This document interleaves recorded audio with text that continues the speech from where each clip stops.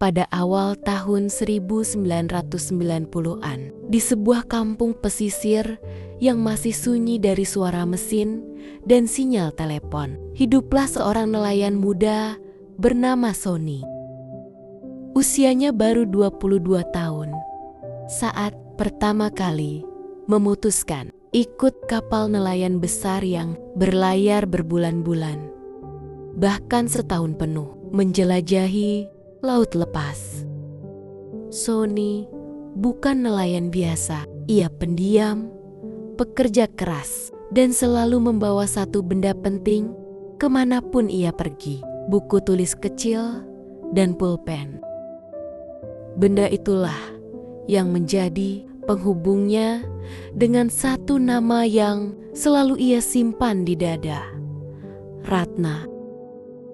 Sony dan Ratna pertama kali bertemu di dermaga kecil desa. Waktu itu, Ratna sering membantu ibunya menjual nasi dan kopi untuk para nelayan yang baru pulang melaut.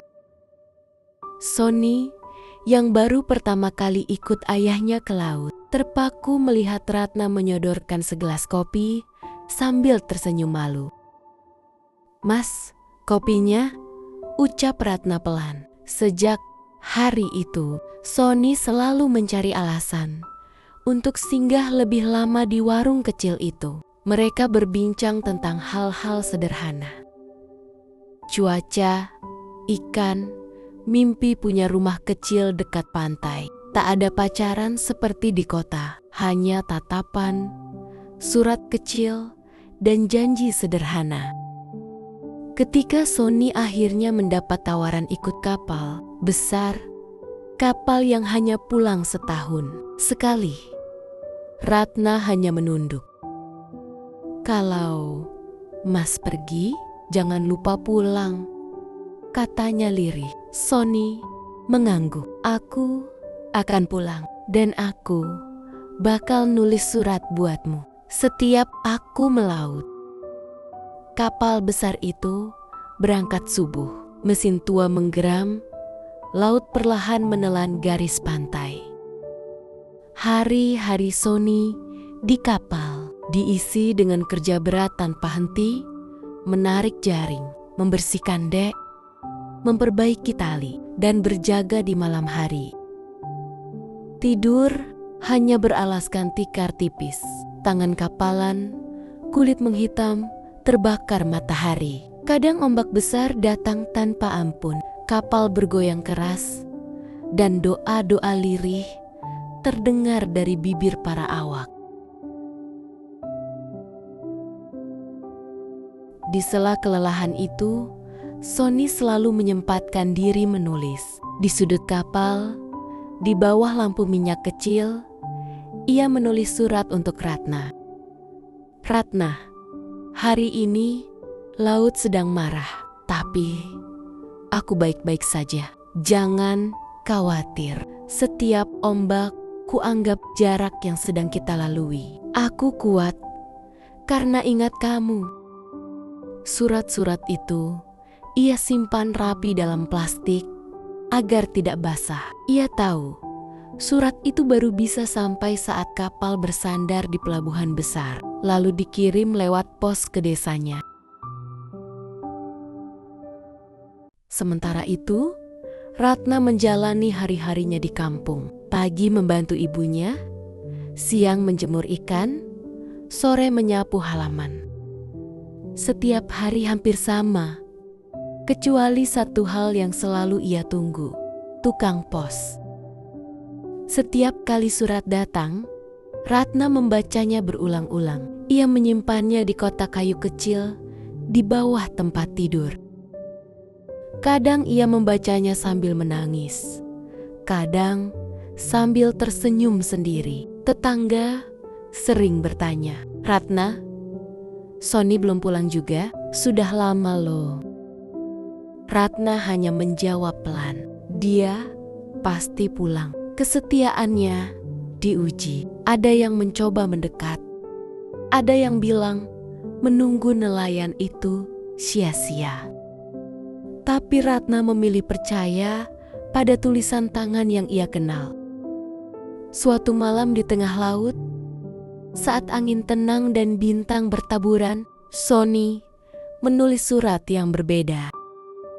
Ratna, ini mungkin surat terakhirku dari laut. Tahun ini aku pulang. Kalau aku sampai, aku ingin langsung ke rumahmu. Kalau kamu masih mau menungguku, aku ingin melamar. Ia menutup buku kecil itu dengan tangan gemetar, bukan karena dingin, tapi karena harap.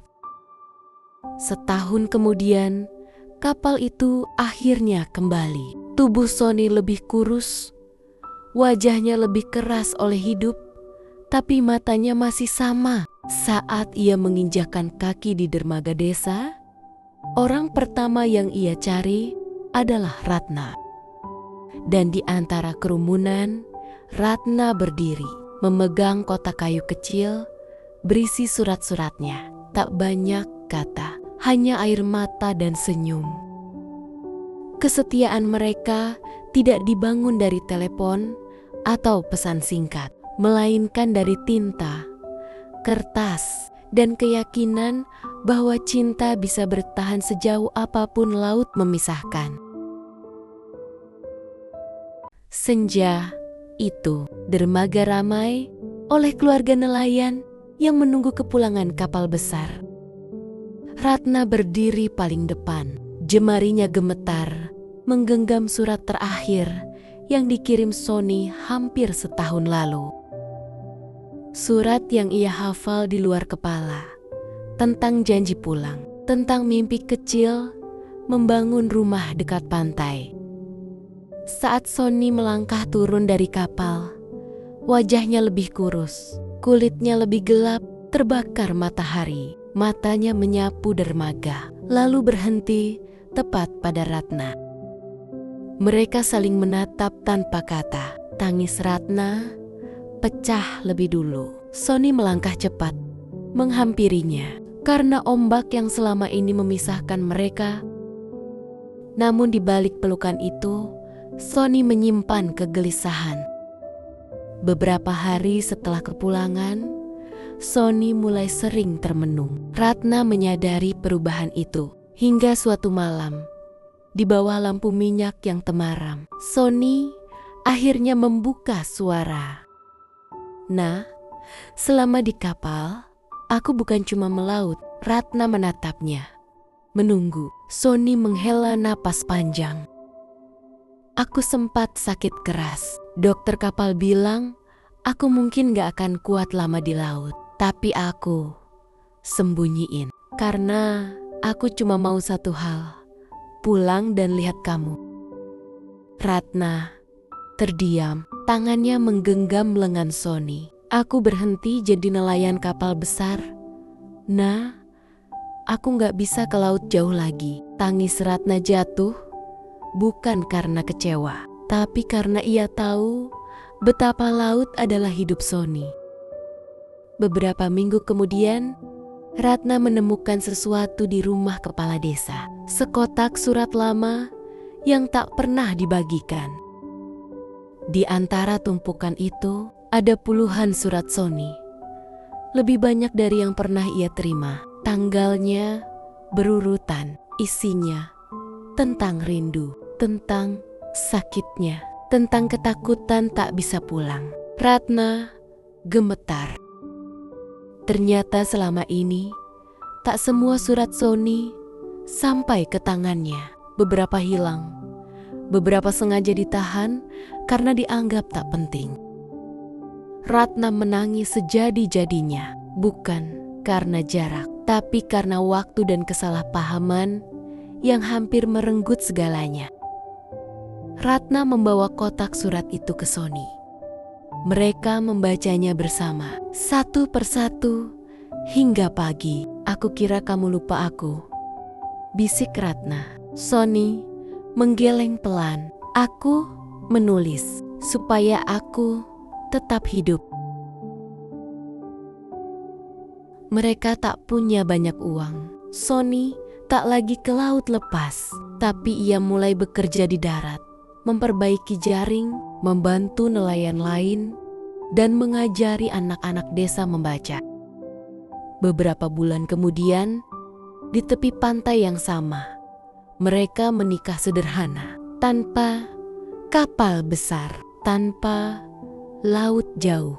Namun, dengan satu hal yang tak pernah tenggelam, cinta yang bertahan meski diuji ombak, jarak, dan waktu.